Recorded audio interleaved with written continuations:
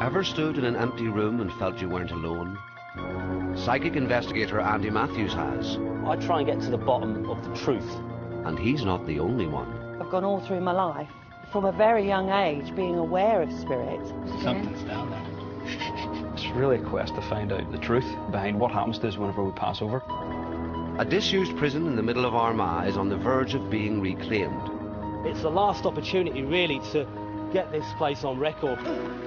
Some say the prisoners are still here. What a place. He's spiteful, he's nasty, and he is really swearing at me. They believe. The question is, do you? Into the light!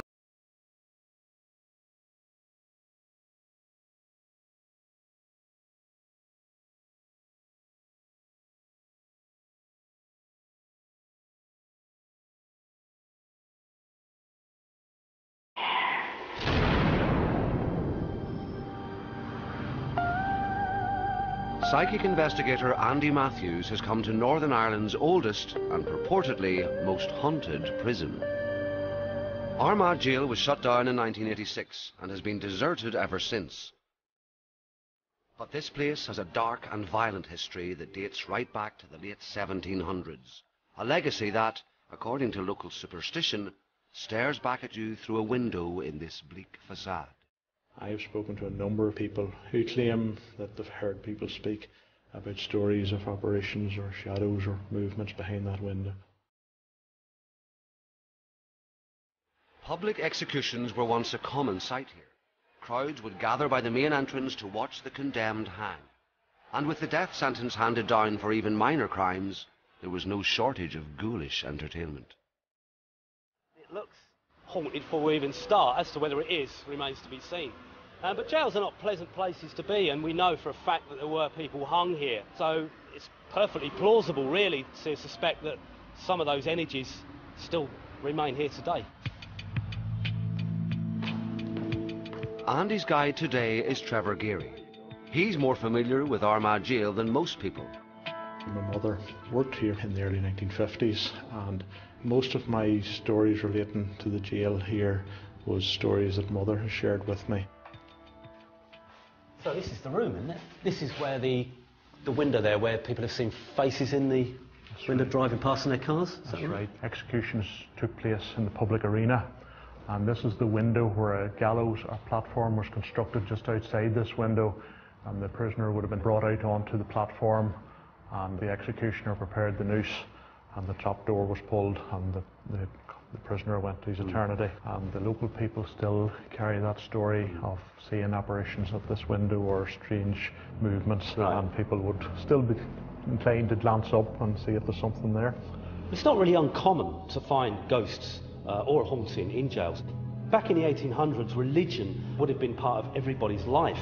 If you committed a crime, the fear of going to hell would have been very prominent. So if we do come across any ghosts that are stuck here, then it's my job and the team's job to try and help them move on and put them at peace. It's hard to imagine why any spirit would want to stay in a place like this. But then again, these walls were designed to hold people inside. Perhaps, in a way, they still do. It feels perfectly calm in here, but this doorway is... it's like an energy field. Just in the door, not in there, just here. It's like a sense of not wanting to come out.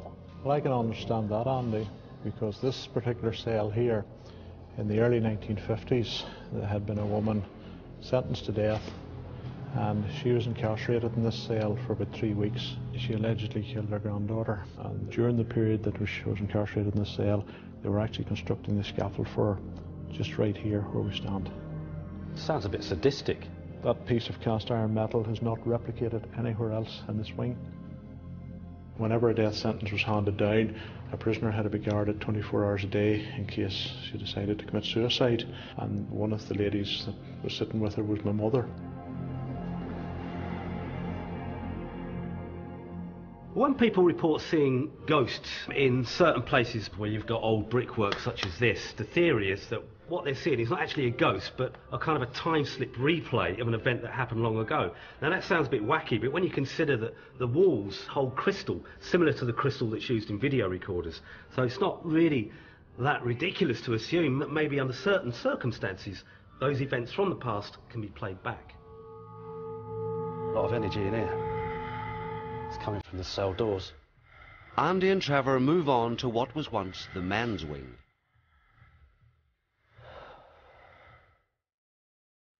Look at that.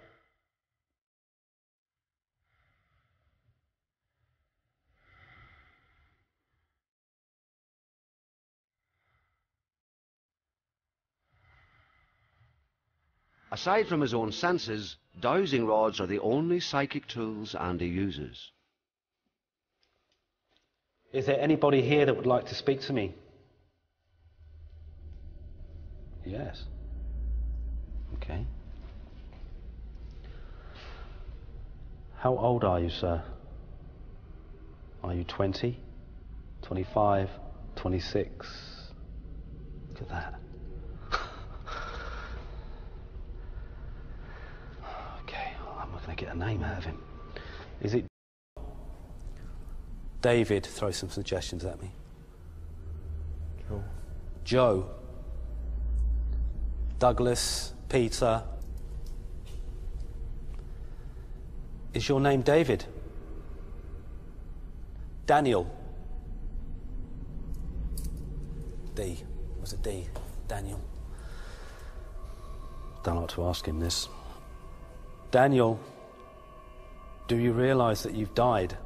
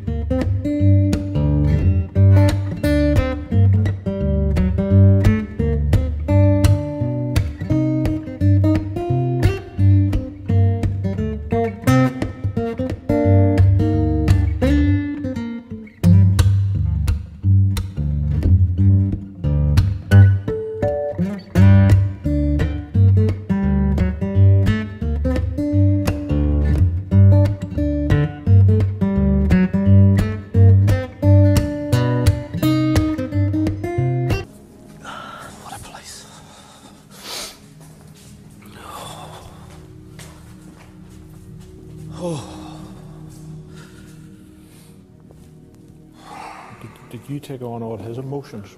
I was him for a minute. It's the only way I can describe it, really. I shouldn't have asked that question. I should have just communicated, got the information and left. We got to help him.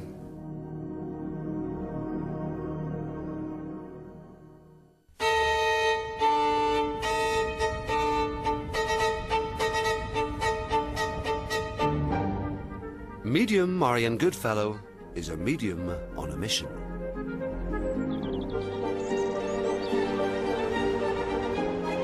I tried to prove, beyond a shadow of a doubt, the survival of the human spirit beyond the death experience. There may be different rooms, different areas that have energies, and then other places that have nothing at all. And I'll tell you immediately, if a place is empty, I'll tell you it's empty. I can hear a myriad of voices.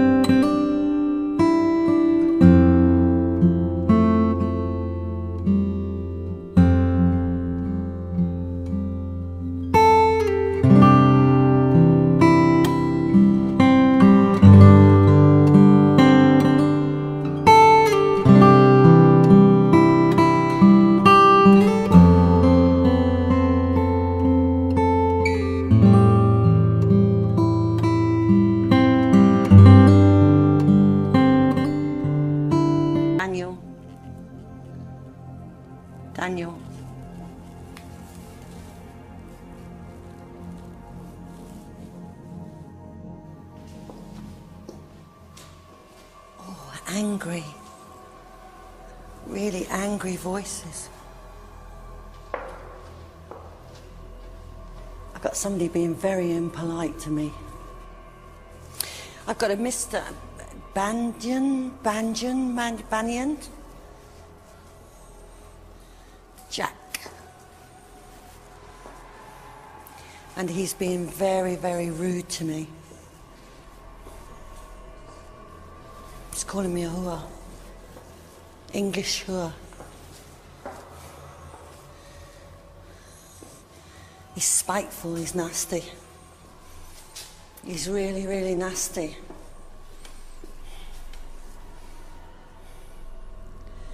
And he is really swearing at me. He is so angry.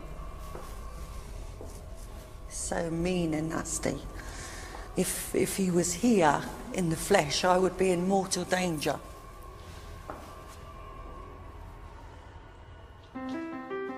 With two very different energies to consider, one violent, the other frightened, Andy pays a visit to historian Barbara Ferguson to learn more about the jail's 19th century population. We have to remember that we're living in a very rural Ireland, so we're in very primitive conditions, really. Didn't have a lot going for them. It was about feeding your family. And if you had to steal to feed your family, it wasn't seen as a major crime. It was seen as being a provider. That had to be done. Yeah, you were being the provider. I mean, would there have been really violent prisoners held in there? I mean, murderers, obviously, would they have been kept in the same block as petty criminals? They would have had to have been mixed because the facilities wouldn't have been there to divide them into different categories. So there would have been those in there for stealing cattle and sheep and also for killing someone. With the jail on the verge of a complete renovation, this investigation may well be the first and last of its kind. There's a real eerie feeling about the place, you know. If it's sun shining, you know, it's still cold for some reason, like a shiver up my spine sort of thing. Real eerie. Strange, to be honest, and I can't wait to get back out of it again, you know. We called for the Ghostbusters here to get the place red out, hey. From now on, whatever psychic phenomena Andy and Marion elicit will be monitored and recorded by the Northern Ireland Paranormal Society. Certainly the equipment we have isn't sort of equipment that just anybody would have.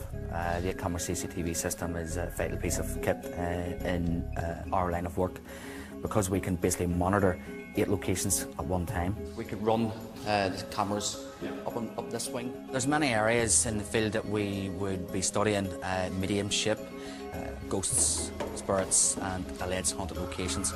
For me, it's really a quest to find out the truth behind what happens to us whenever we pass over. You know, do we simply go into a hole in the ground and that's it, we sort of decompose and that's the end of it, or do we pass on to another life and sort of continue on into the afterlife? That's really what I'm searching for. Camera 1 is fine, I wouldn't touch it. Having calibrated their equipment to factor out drafts and electrical interference, the team will spend the next 24 hours moving from cell to cell, recording and experimenting in the hope of a more tangible response from Daniel or Jack. Is there anyone here with us?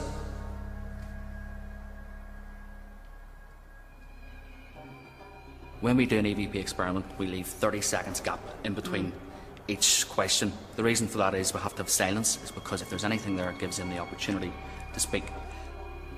And please come forward. Leave us your Christian name and your surname.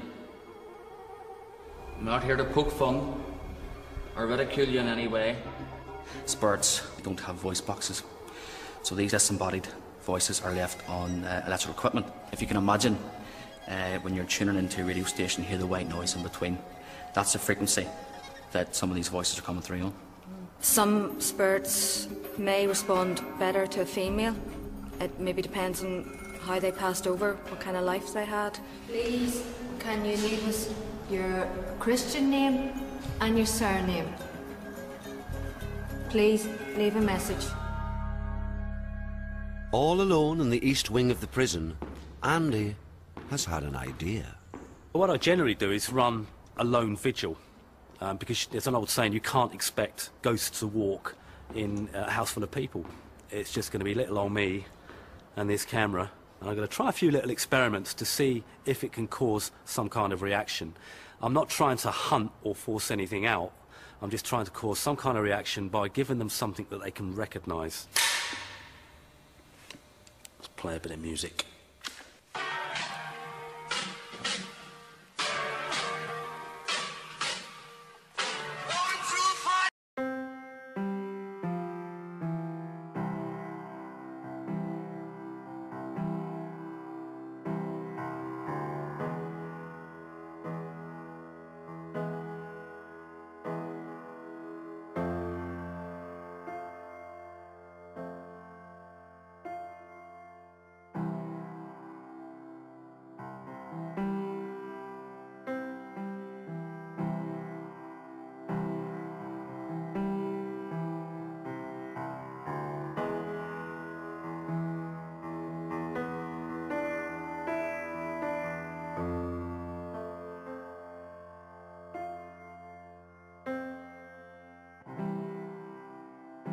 Put a bit of Elvis Jailhouse rock in there.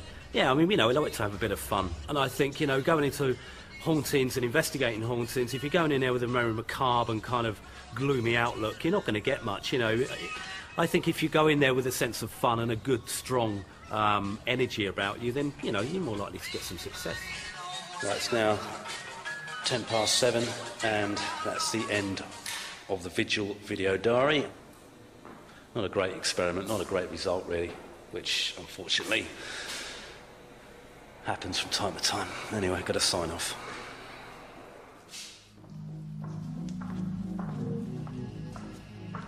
It's just after midnight. Tony and Marietta from the paranormal team are filming under infrared light. Are there any spirits in here? We think you tried to communicate with us. We thank you for that. We would really love it if you were able to come forward and let us know what you're hearing, give us a clear sign of that. The guys are in the rooms doing their sessions, their EVPs, and they can't see anything. It's pitch black. So far, we haven't picked up Casper. I'm sure it was very lonely in these cells when you were here. Maybe you were innocent.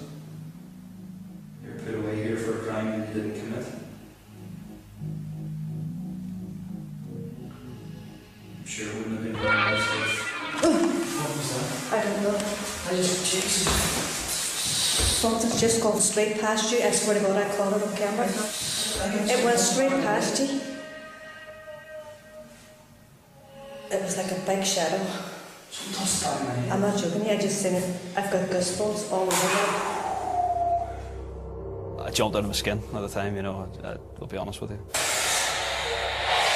I felt a brush across the back of my neck. Marietta jumped, and at that point she said she'd seen a shadow go across the front of the camera. What was that? I don't know. For me, it was quite frightening, to be honest with you. It's not something I've experienced ever before. What was that? I don't know. It really has unsettled me.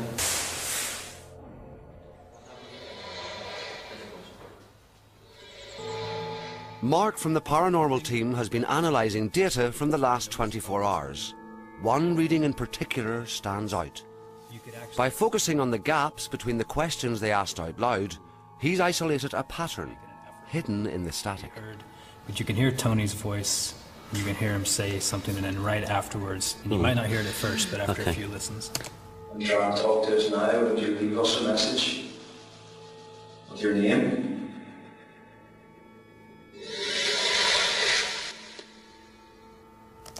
Whoa. Play it again, yeah. Please help me. It's whatever it is. It looks like it's manipulated the static. They're asking for help, or somebody is asking for help. And we can't hear it at the time, but the electronic equipment they've found some way to manipulate it, and on the playback there it is. That's amazing. Can we hear it again? Yes, definite. That's definite words. Yeah.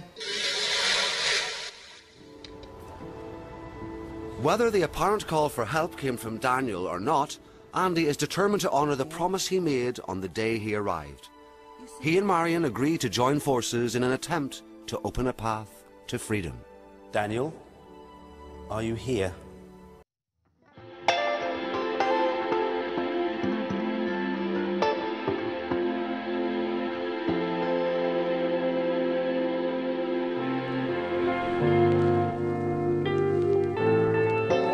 Take him back in memory, in time, trying to get him to remember a pleasanter time when he wasn't here, perhaps when he was with his family, and then just ask the family member to come forward.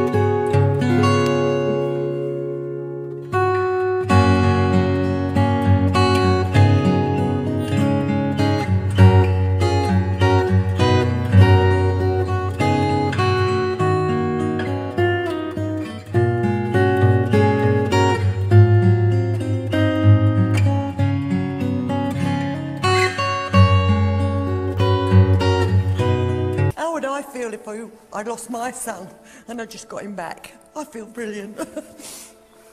I didn't get emotional at all because I was completely separate from it. I was just a tool. But Marion was the medium, and that's why she got emotional. The mother's love and loss, and because she'd found her son, which is what caused her to break down. Brilliant. You did good. So did you. Now to the more formidable task of first channeling, then releasing Jack Banyan.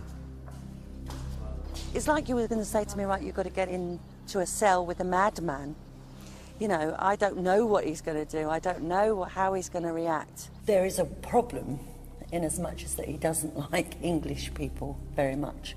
It may well fall to you, but Andy will still be able to prompt you. Don't be shocked by anything that you feel, smell, sense, hear. This is the first time for myself and Tony. Can you elaborate a little bit more on that? What are we to expect? Vomiting. Spitting. Swearing. Snot, bogies. I'm already getting chills. Let's move then. So, let's go.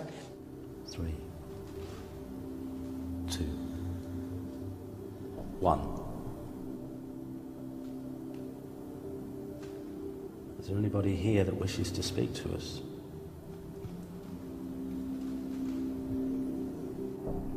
Fuck off!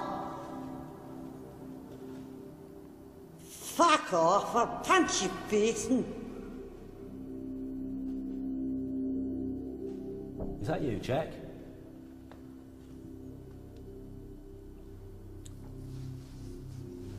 Jack, will you speak to me? Collaborate, are you? You have a lot of anger in there. Can you tell me why you're so angry? I'm not telling you. I'm not telling. Tell me what? Picking up smell of smoke. Someone's smoking. I'm afraid. I'm afraid.